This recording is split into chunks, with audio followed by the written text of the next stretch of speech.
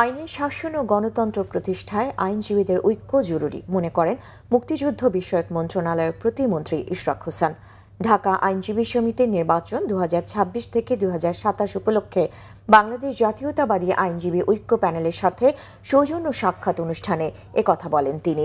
আইনজীবীদের সক্রিয় ভূমিকার উপর গুরুত্ব আরোপ করে বিচার ব্যবস্থা শক্তিশালী করার আহ্বানও জানান প্রতিমন্ত্রী।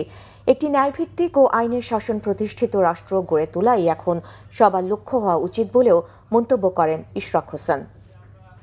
ফ্যাসিবাদের সময় যে দেশকে ধ্বংস করে ফেলা হয়েছিল, আমাদের বিচার ব্যবস্থাকে সম্পূর্ণরূপে দলীয়করণ করে সেটাকে একেবারে ধ্বংসের দ্বারপ্রান্তে নিয়ে যাওয়া হয়েছিল। সেখান থেকে আমরা উত্তরণ ঘটিয়ে আমরা আইনের শাসন প্রতিষ্ঠা করতে পারি, গণতন্ত্র প্রতিষ্ঠা করতে পারি।